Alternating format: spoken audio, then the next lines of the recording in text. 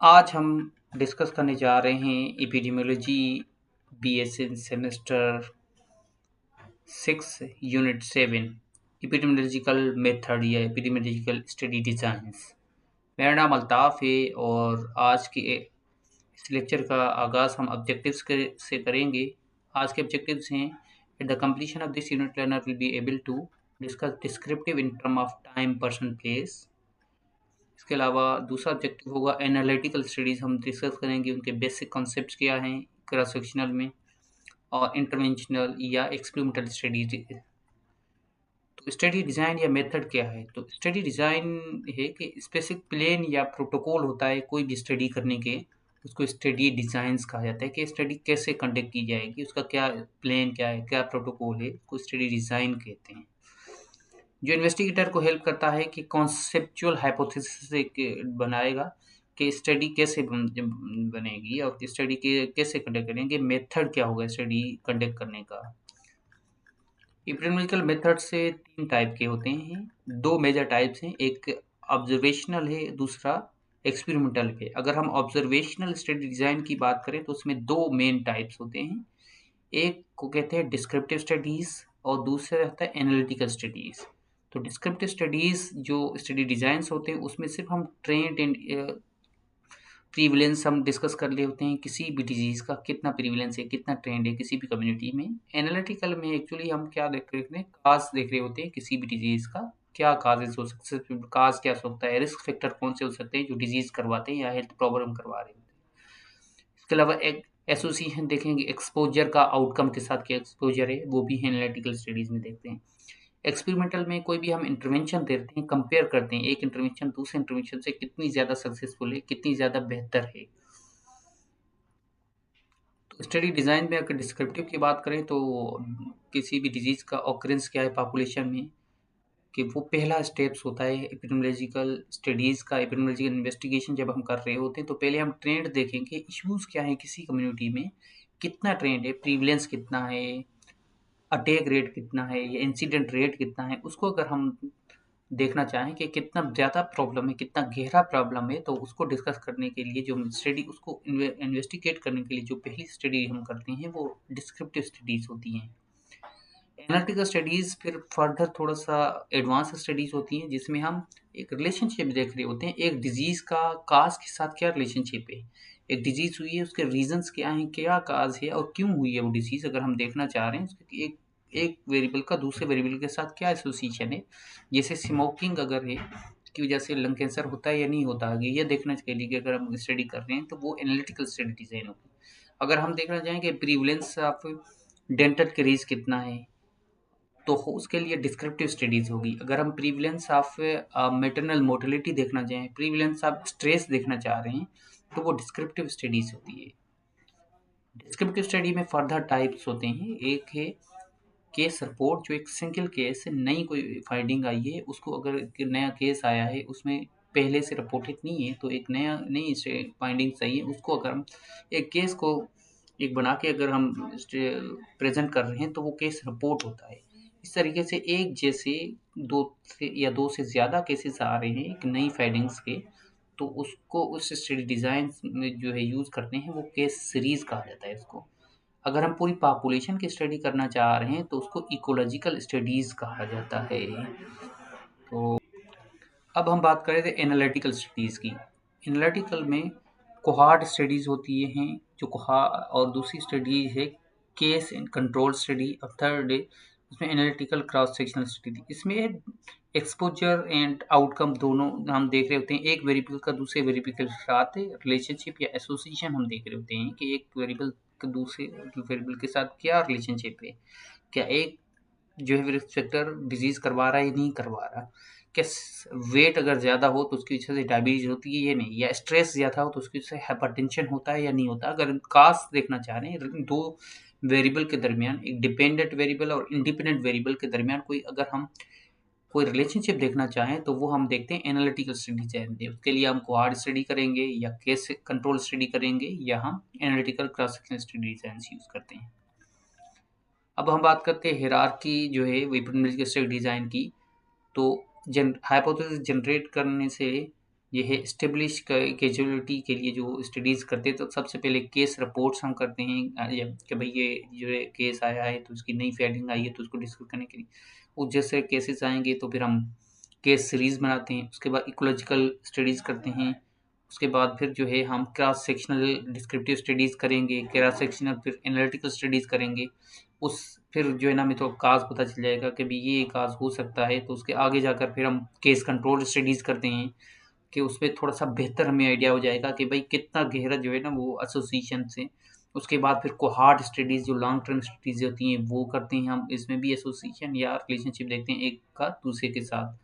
तो फाइनली जो है जो बेस्ट स्टडी है वो रैंडमाइज़्ड कंट्रोल ट्रायल करते हैं, तो इसमें हमें कन्फर्म पता चलता है कि ये काज़ है इस स्टडी का जो इंटरवेंशनल स्टडीज़ होती हैं। इस तरीके से इन्वेस्टिगेटर असाइन एक्सपोज़र।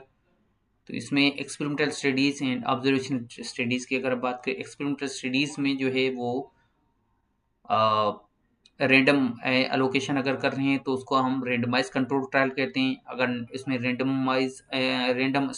एलोकेशन नहीं करें ग्रुप्स को, कि ग्रुप को रैंडमाइजेशन के ज़रिए हम सेपरेट नहीं कर रहे, तो उसको नॉन रैंडमाइज़ कंट्रोल ट्रायल या इसमें नॉन रैंडमाइज़ कंट्रोल ट्रायल में जो है एक स्टडी है जिसको हम क्वाज़ी एक्सपेरिमेंटल स्टडीज़ कहते हैं, वो है। इस तरीके से ऑब्जर्वेशनल स्टडीज़ की क्या बात है, कंपेयर ग्रुप करते हैं, जिसमें अगर डिस्क्रिप्टिव में कोई भी कंपैरिजन हम नहीं करते हैं, सिर्फ़ हम डिस्क्राइब करते हैं, जिसमें हमने बात कर ली एक केस सीरीज़ है, केस स्टडी है और उसके अलावा जो है हम डिस्क्रिप्टिव क्रॉस सेक्शन स्टडी होती है।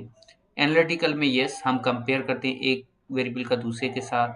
और डायरेक्शंस की अगर बात करें तो केस कंट्रोल में डायरेक्शन होती है और केस कंट्रोल में डायरेक्शन होती है और क्रॉस सेक्शनल डिज़ाइन में exposure and outcome same time होते हैं, कोई डायरेक्शंस वगैरह नहीं होती। अब हम बात करते हैं केस सीरीज एक्स जो है उनका बेटर क्वालिटी एविडेंस कहाँ से हमें मिलता है। देखिए, केस सीरीज है या एक्सपर्ट ओपिनियन जो है उससे हमें इतना अच्छा एविडेंस नहीं मिलता। ये बेस लाइन होती है, इस बेस जो है ना बेस बनाने के लिए स्टडी की जाती है। फिर क्रॉस सेक्शनल स्टडीज होती है, उससे थोड़ा सा अच्छा जो है ना इनका रिजल्ट हमें मिलता है। जब भी हम केस क्रॉस सेक्शनल कर लेते हैं तो फिर हम एक्सपोजर का एक हाइपोथेसिस जो है ना वो कैजुअलिटी को कंफर्म करने के लिए केस कंट्रोल स्टडीज़ की जाती हैं। ये क्रॉस सेक्शन से अच्छी स्टडीज़ हैं। उससे बेहतर स्टडीज़ कोहॉर्ट स्टडीज़ होती हैं जो लॉन्ग टर्म स्टडी। फिर उनसे बेहतर जो स्टडीज़ होती हैं वो आरसीटीज़ होती हैं, जो ट्रायल्स जिसको हम शॉर्ट कम के यूज़ करते हैं, ट्रायल्स होते हैं। उसके बाद जो सबसे बेस्ट स्टडीज़ होती हैं वो सिस्टमैटिक रिव्यू और मेटा एनालिसिस होता है, जिसमें डिफरेंट आरसीटीज़ का स्टडी जो है वो एक डेटा कलेक्ट किया जाता है। आरसीटीज़ को एक समराइज़ किया जाता है मेटा एनालिसिस में या सिस्टमैटिक रिव्यू में। ऑब्जर्वेशनल डिस्क्रिप्टिव की अगर हम बात करें तो involves describing the characteristic of particular situation, event और केस। कोई भी पार्टिकुलर सिचुएशन है, इवेंट है या केस है, उसको हम डिस्क्राइब करेंगे ऑब्जर्वेशन में, कोई इंटरवेंशंस नहीं डालते। ऑब्जर्वेशनल डिस्क्रिप्टिव की अगर बात करें तो जिसमें टाइम कम, ये प्लेस कहाँ पे है, पर्सन कितने लोग अफेक्टेड हुए हैं, किन answer, when where who for the event, कौन लोग अफेक्टेड है, कहाँ हुए हैं और कितने लोग अफेक्टेड हैं, ये हमें पता चलता है। Time, month, year, week, day, duration ये हो सकता है। प्लेस में क्लाइमेट जोन में कंट्री, अर्बन, यूरल एरियाज हो सकते हैं या इंस्टीट्यूशन हो सकता है। पर्सन में जो है ना जेंडर कौन क्या था, उनका एज कितनी थी, एजुकेशन के हिसाब से कौन से एजुकेशन वाले ज़्यादा अफेक्टेड हैं लोग। सोशो इकोनॉमिक स्टेटस वाले लोग, देखिए हायर सोशो इकोनॉमिक या लो सोशो इकोनॉमिक लोग ज़्यादा अफेक्टेड हैं। बैकग्राउंड या हैबिट्स उनकी क्या थी, ये हम डिस्क्रिप्शन करते हैं इनकी। ऑब्जर्वेशनल डिस्क्रिप्टिव स्टडीज़ के जो टाइप्स हैं, हम क्रॉस सेक्शन स्टडीज़ हमने पढ़ लिया कि इसको स्नैपशॉट स्टडीज़ भी कहते हैं। एक हमें आइडिया, एक पिक्चर मिल जाती है, इसलिए हम स्नैपशॉट भी कहते हैं। क्रॉस सेक्शनल स्टडीज़ को याद रखिएगा, इसको स्नैपशॉट स्टडीज़ भी कहा जाता है। केस रिपोर्ट में जैसे मैंने अभी डिस्कस कर लिया कि डिस्क्रिप्टिव डिस्कस करते हैं हम single case, rare clinical finding हो जो इतनी ज़्यादा कॉमन नहीं हो, तो उसको अगर कोई नई चीज़ हमें नज़र आती है तो उसके लिए जो स्टडी करते हैं वो केस रिपोर्ट होता है। इसी तरीके से case series descriptive discussion on multiple cases it does not fulfil the eligibility of cross section studies में जो नहीं आ सकते, मल्टीपल केसेस आ रहे हैं एक जैसे, तो उसको हम केस सीरीज में डिस्कस करते हैं। इस तरीके से कोरिलेशनल स्टडी डिज़ाइन कब यूज़ करेंगे, जब हम जो है वो दो वेरिएबल का हम रिलेशनशिप देखना चाहें तो उसके लिए हम कोरिलेशनल स्टडीज़ यूज़ करते हैं। ये इतनी ज़्यादा कॉमन नहीं है। इससे केस रिपोर्ट्स में डिटेल प्रेजेंटेशन होता है सिंगल केस का, जनरली न्यू या यूनिक फाइंडिंग आए, इसलिए इसको डिस्कस नहीं किया गया है। और अनएक्सपेक्टेड लिंक हो किसी डिजीज़ेज़ के दरमियान, को नई फाइंडिंग है, कोई पहले से पता नहीं है, अनएक्सपेक्टेड न्यू थेराप्यूटिक इफेक्ट आया है किसी डिजीज मेडिसिन का, किसी भी ड्रग का इफेक्ट आया है, तो वो देखने के लिए केस रिपोर्ट करते हैं हम। एडवर्स इवेंट आया है तो उसके लिए केस रिपोर्ट करते हैं। केस सीरीज एपिडेमियोलॉजिकल मेथड कब यूज़ करते हैं कि जब experience of a group of patient with similar diagnosis के साथ अगर सेम एक्सपीरियंस हो रहा है पेशेंट्स का, कोई नई चीज़ आ रही है सिमिलर डायग्नोसिस के साथ, तो हम case series study design use करते हैं। केस में भी आइडेंटिफाइड सिंगल या मल्टीपल रिसोर्सेज केस हो सकता है। Generally report on new unique finding के लिए मे ओनली बी रियलिस्टिक डिज़ाइन या रेयर डिसऑर्डर में यूज़ करेंगे हम। एडवांटेज क्या है? हाइपोथेसिस जनरेट करने में हेल्पफुल होता है। वेरी रेयर डिजीज के लिए करते हैं। फ्यू रिस्क रिलेटेड फैक्टर्स होते हैं। डिसएडवांटेज के not study cause and effect relationship हम नहीं देख सकते इसमें। इकोलॉजिकल किसी भी पूरी पॉपुलेशन की स्टडी करते हैं, जैसे कि भाई अगर हम देखना चाहें कि हार्ट अटैक कराची में ज़्यादा होते हैं या लाहौर में, तो फिर पूरी पॉपुलेशन कराची कर देख रहे हैं, फिर लाहौर की देख रहे हैं, तो इसके लिए हम कौन सी स्टडी करेंगे? इकोलॉजिकल स्टडीज करते हैं। Focus on characteristic of population, group की कैरेक्टरिस्टिक पे देखते हैं। एक एक एक बंदे का नहीं करते, पूरी पॉपुलेशन कर रहे होते हैं। Unit analysis not in individual but group होता है पूरा, एक इंडिविजुअल नहीं होता। Defined by time, geography, country, province या सिटी के हिसाब से। फिर उनके इतने की या रिलीजन हम अगर देखना चाहें या सोशियो इकोनॉमिक स्टेटस के जो है ना करेक्टरिस्टिक देखना चाहें तो उसके लिए इकोलॉजिकल स्टडीज यूज़ करते हैं। या हम फर्स्ट लुक लेना चाहें रिलेशनशिप हाइपोथेसिस जनरेशन के लिए, तो वो भी इकोलॉजिकल स्टडीज है। क्रॉस सेक्शन स्टडीज में रिस्क मेजरमेंट करते हैं या आउटकम देख दोनों एक साथ कर रहे होते हैं, ठीक है? रिस्क एंड आउटकम दोनों एक साथ होते हैं। Only study capable of calculating prevalence, ये वाइड स्टडी जो हमें प्रीवलेंस बता रही होती है। Proportion of population with outcome at any point in time, ये प्रेजेंट में होती है। देखिए प्रोपोर्शन कितना है पॉपुलेशन का, उनका आउटकम क्या है। Section study designs examine the relationship between dietary sodium and hypertension in middle age. Cross sectional study design हमें रिलेशनशिप बता रही है, जैसे कि डाइटरी सोडियम एंड हाइपरटेंशन का मिडिल एज में क्या रिलेशनशिप है। तो इसके लिए क्रॉस सेक्शनल जो है वो study analytical study design use करेंगे हम।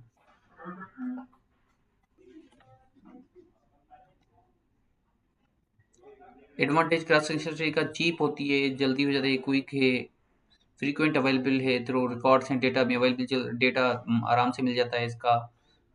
न्यू हाइपोथेसिस जनरेट के लिए आइडियल है ये।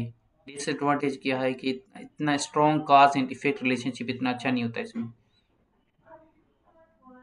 और इसका टेम्पोरल वीकनेस होता है, can not determine the if cause proceed the effect and effect was responsible the cause, कि कॉज एंड इफेक्ट का मतलब रिलेशनशिप इतना अच्छा नहीं होता है। ये कॉज इफेक्ट करवा रहा है, इफेक्ट की वजह से ये कॉज हो रहा है, ये इतना अच्छा नहीं पता चलता।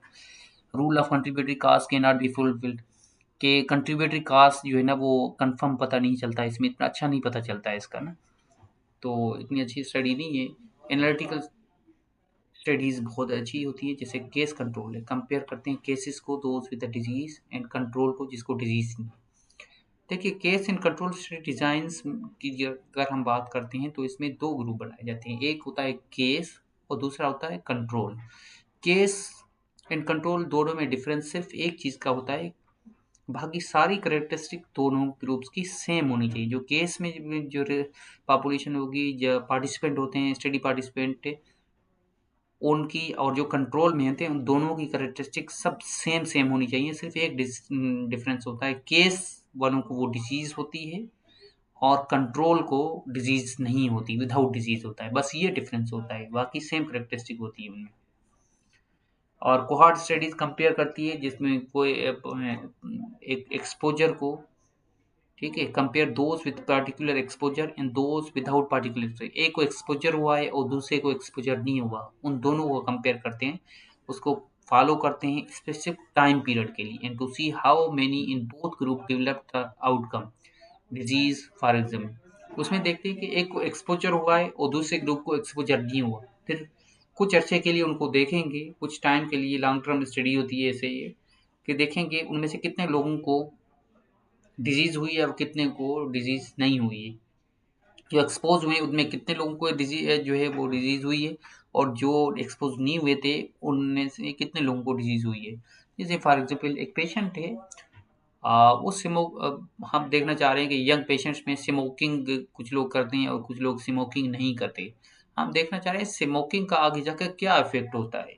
जो स्मोकिंग करते हैं उनमें से कितने लोगों को आगे जाकर लंग कैंसर होता है या कोई और जो है ना वो डिजीज या जो प्रॉब्लम हो रही होती है, और कितने ऐसे लोग हैं जो स्मोकिंग नहीं करते, उनको ये वाला प्रॉब्लम से लंग कैंसर या दूसरे जो है ना प्रॉब्लम्स हो रहे हैं। तो ये अगर हम देखना चाह रहे हैं एक्सपोजर टू आउटकम की तरफ हम देखना चाह रहे हैं, तो वो होती है कोहार्ट स्टडी। अब हम बात कर रहे हैं कि इसको थोड़ा सा इन दोनों को कंपेयर करना ज़रूरी है, समझना ज़रूरी है, कोहार्ट एंड के क्रॉस केस कंट्रोल स्टडीज़ को। हार्ट स्टडीज़ में अभी मैंने डिस्कस किया एग्जांपल स्मोकिंग का, आगे जाकर हमको कौन सी डिजीज़ हो रही है, लंग कैंसर है, नमूनिया है या बाकी कौन सा आउटकम हुआ है। तो एक्सपोजर था स्मोकिंग, उसके बाद आगे देखना चाह रहे हैं कि फिर एक्सपोजर हुआ है या नहीं हुआ, लंग कैंसर हुआ है या नहीं हुआ। तो हमने बात कर ली कि cross cohort study exposure to outcome की तरफ हमें लेके जाती है, एक्सपोजर से लेकर आउटकम था। और केस कंट्रोल जो स्टडी है जिसमें एक केस होता है दूसरा कंट्रोल होता है, जो हम नाम से जाहिर है केस मतलब डिजीज है या आउटकम होगा, और दूसरा नो डिजीज है। तो आउटकम से अगर हम जाते हैं, आउटकम से जाएं हम एक्सपोजर की तरफ, जो उसमें स्टडी कौन सी यूज करेंगे हम, केस कंट्रोल स्टडी डिजाइन हम यूज करते हैं जब हम आउटकम से एक्सपोजर की तरफ जाते हैं। तो थर्ड जो टाइप है क्रॉस सेक्शनल स्टडी है। क्रॉस सेक्शनल स्टडी में हम एक्सपोजर एंड आउटकम दोनों सेम टाइम होते हैं। अगर क्वेश्चन हो कि भाई एक्सपोजर एंड आउटकम में एट द सेम टाइम है तो क्रॉस सेक्शनल स्टडी डिजाइन हम यूज करते हैं उसमें। एनालिटिकल स्टडीज में कंपैरेटिव स्टडीज होती हैं, हाइपोथेसिस को टेस्ट करने के लिए। कोहार्ट दो टाइप्स होते हैं, एक प्रोस्पेक्टिव है और दूसरे जो है वो रेट्रोस्पेक्टिव है। प्रोस्पेक्टिव स्टडी होती है वो क्या होती है कि begins with an exposure, exposure से बिगिन होगी, और स्मोकर जैसे एंड नॉन स्मोकर है, स्मोकर एंड नॉन स्मोकर है। वो जैसे एक्सपोजर शुरू होती है कोहार्ट स्टडीज, और जैसे कि प्रेजेंट से शुरू होगी आगे जाकर फ्यूचर में जाएगी, तो वो कोहार्ट स्टडी प्रोस्पेक्टिव है। एक और कोहार्ट स्टडी होती है वो जो रेट्रोस्पेक्टिव होती है, वो पास से शुरू होती है और फिर कहाँ से जाएगी, और कोई पास से प्रेजेंट तक होती है स्टडी।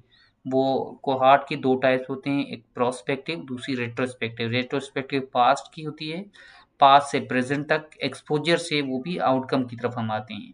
उसमें ये नहीं है कि आउटकम से एक्सपोजर की तरफ हम शुरू करें, उसी में भी स्टार्ट करेंगे या बिगिन करते हैं हम एक्सपोजर से पास्ट से प्रेजेंट तक।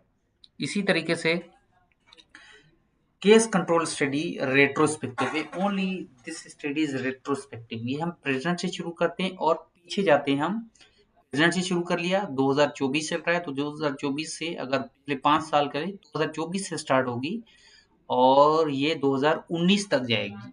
ये स्टडी होती है केस कंट्रोल रेट्रोस्पेक्टिव। और कोहार्ट रेट्रोस्पेक्टिव क्या होगी, अगर 5 ईयर करें तो हम 2019 से शुरू करेंगे और फिर प्रेजेंट 2024 तक होंगे। वो भी पास्ट की स्टडी है मगर start from the last 5 year, 2019 से शुरू करेंगे और 2024 तक। और रेट्रोस्पेक्टिव अगर केस कंट्रोल की बात करें तो हम स्टार्ट करते हैं 2024 से और फिर हम पीछे जाते हैं कि उनके भाई उन्होंने क्या स्मोकिंग वगैरह की थी नहीं की थी इस तरीके से, या कोई और फैक्टर्स तो नहीं था। तो outcomes begin case control retrospective ये आउटकम से स्टार्ट होती है, जैसे केस से कैंसर केसेस हैं और हेल्दी जो है कंट्रोल है। उसमें फिर हम देखते हैं कि भाई इन्होंने क्या क्या जो है ना वो एक कैंसर वाले पेशेंट ने क्या जो है वो रिस्क फैक्टर कौन कौन से थे, और हेल्दी कंट्रोल ग्रुप है उनके कौन कौन से जो रिस्क फैक्टर थे। अगर हम देखना चाह रहे हैं कैंसर एंड हेल्दी कंट्रोल को, तो फिर उसके लिए जो स्टडी करेंगे वो हम केस कंट्रोल। अब हम बात करते हैं कि कोहार्ट स्टडीज को थोड़ा सा और डिटेल में अगर हम बात करें कोहार्ट स्टडीज को, तो कोहार्ट स्टडीज में डिस्कस हमने कल किया कि हम जो है कोहॉर्ट स्टडीज में याद रखिए एक्सपोजर टू आउटकम की तरफ जाते हैं, ये स्टूडेंट कंफ्यूज हो जाते हैं अक्सर इनमें। और एक्सपोजर से आउटकम की तरफ जो जा रही होती हैं वो स्टडीज कौन सी होती हैं, वो हमेशा कोहॉर्ट स्टडी है। जैसे ये कि यहाँ देख रहे हैं पॉपुलेशन है, पॉपुलेशन पीपल्स विदाउट डिजीज, उनको डिजीज नहीं है, पॉपुलेशन हेल्दी पॉपुलेशन है। एक्सपोज हुए एक ग्रुप, दूसरा एक्सपोज नहीं हुआ। एक्सपोज में से कितने लोग हैं जिनको डिजीज डेवलप हुई है और कितने लोग हैं जिनको डिजीज डेवलप नहीं हुई है।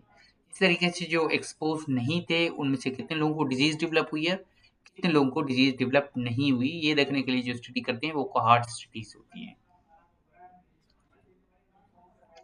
कोहॉर्ट स्टडीज में प्रेजेंट से जाते हैं आगे फ्यूचर की तरफ अगर जाते होते हैं। प्रोस्पेक्टिव कोहॉर्ट स्टडीज में study population free of disease है, फैक्टर प्रेजेंट है, फैक्टर से कोई प्रेजेंट नहीं है। जैसे स्मोकिंग नहीं कर रहा, कुछ ऐसा कुछ नहीं कर रहा और इसमें स्मोकिंग कर रहा है, तो आगे जाकर कितने जो है डिजीज हुई है स्मोकिंग की वजह से और डिजीज नहीं हुई स्मोकिंग की वजह से। इस तरीके से स्मोकिंग नहीं कर रहा तो डिजीज कितने लोगों को हुई है और कितने लोगों को डिजीज नहीं है फ्यूचर में, प्रेजेंट से लेकर फ्यूचर तक।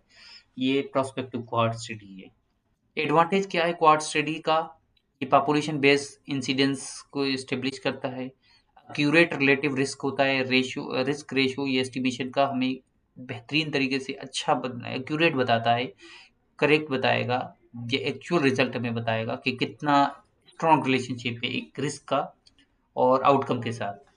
कैन एग्जामिन रेयर एक्सपोजर जैसे कि लंग कैंसर है, एब्स्टियोज है, कि इनका जो है ना हमें एक्सपोजर हमें बताएगा कितने जो है ना वो रिलेशनशिप है इनका।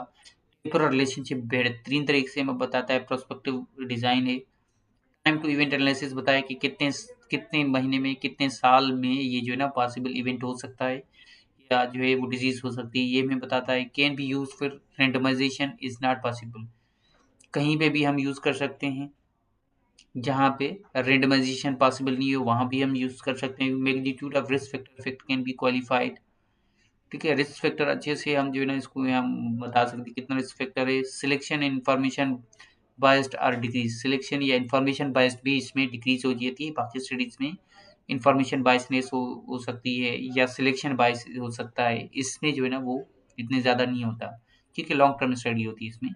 Multiple outcome can be studies, smoking का जो है ना वो स्मोकिंग की वजह से जैसे एक्सपोजर हुआ स्मोकिंग उसकी वजह से लंग कैंसर है, सीओपीडी है, लेरिंग्स कैंसर तो नहीं हुआ, जो मल्टीपल आउटकम्स हमें पता चल सकते हैं डिजीज एक एक्सपोजर की वजह से कौन कौन से आउटकम हो सकते हैं, ये भी हमें कोई जगह एडवांटेज है हार्ट स्ट्रीट से पता चलता है। डिसएडवांटेज ये है कि लेंथी होती है, एक्सपेंसिव है, नो डाउट लॉन्ग टर्म में लेंथी होती है, एक्सपेंसिव भी है, may require very large sample की जरूरत हमें पड़ सकती है, नॉट सुटेबल रेयर डिजीज के लिए सूटेबल नहीं है। और डिजीज विद लॉन्ग लेटेंसी, अगर किसी डिजीज की है तो लॉन्ग लॉन्ग टर्म कोई डिजीज अगर चलती है तो लॉन्ग टर्म उसका आउटकम अगर आता है तो उसके लिए इतनी सूटेबल नहीं है। अनएक्सपेक्टेड इन्वायरमेंटल चेंजेस, इस पे एसोसिएशन पे जो है ना वो इन्वायरमेंटल चेंजेस से इन्फ्लुएंस कर सकती है, असर कर सकती है या इफेक्ट कर सकती है। नॉन रिस्पॉन्स माइग्रेशन या लॉस टू फॉलो अप, ये जो है ना बायसेस हो सकते हैं, रिस्पॉन्स नहीं करें माइग्रेट कर लें। सैम्पलिंग या एंड ऑब्जर्वर बायसनेस हो सकती है। अच्छा, प्रोस्पेक्टिव कोहॉर्ट स्टडीज प्रेजेंट से स्टार्ट करते हैं, हेल्थी एक्सपोजर हुआ आगे जाकर डिजीज ऑकरेंस हुई टाइम, इस तरीके से। रेट्रोस्पेक्टिव में क्या करते हैं, स्टार्ट रेट्रोस्पेक्टिव कोहॉर्ट में हम भी एक्सपोजर से यहाँ से स्टार्ट करेंगे और डिजीज ऑकरेंस से फिर हम एक्सपोजर हम देख रहे होते हैं। इस कंट्रोल स्टडीज में हम स्टार्ट करेंगे हम पॉपुलेशन में केसेस हैं एंड कंट्रोल है। ये केस है और उसके कंपैरिजन में कंट्रोल होता है जिसको सिर्फ डिजीज नहीं होती बाकी सेम कैरेक्टरिस्टिक होती है। उसमें हम फिर पीछे जाके देखते हैं कि एक्सपोजर कितने हुए थे और कितने थे केसेस में जो एक्सपोज नहीं हुए थे। कंट्रोल में भी यही चीज देखते हैं कि कितने थे जो एक्सपोज हुए थे और कितने थे जो एक्सपोज नहीं हुए थे। इसका एडवांटेज क्या है, क्विक होती है, चीप है, मल्टीपल एक्सपोजर एग्जामिन कर सकते हैं, उसमें मल्टीपल आउटकम तक के कोहॉर्ट में इसमें मल्टीपल एक्सपोजर का पता चल सकता है। रेयर डिजीज में भी हम यूज करते हैं, लॉन्ग लेटेंसी किसी भी डिजीज की है तो वो भी हम कर सकते हैं। सुइटेबल है रेंडमाइजेशन के लिए, वो सुइटेबल नहीं थी रेंडमाइजेशन के लिए। अनएथिकल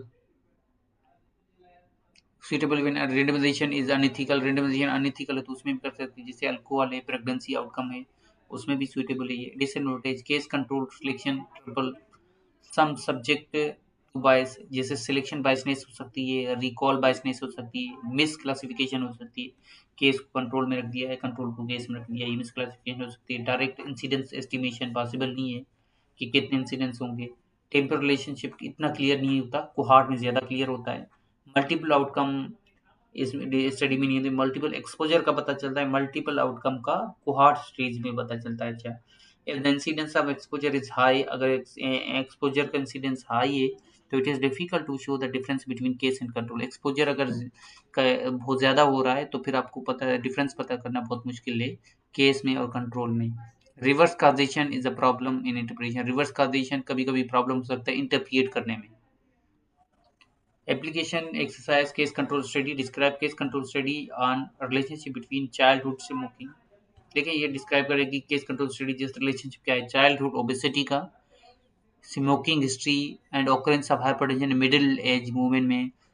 चाइल्डहुड ओबेसिटी एक एक्सपोजर है, स्मोकिंग हिस्ट्री का एंड एक्सपोजर एक और हाइपरटेंशन इनकी वजह से हुआ है या नहीं हुआ। What such question can be answered.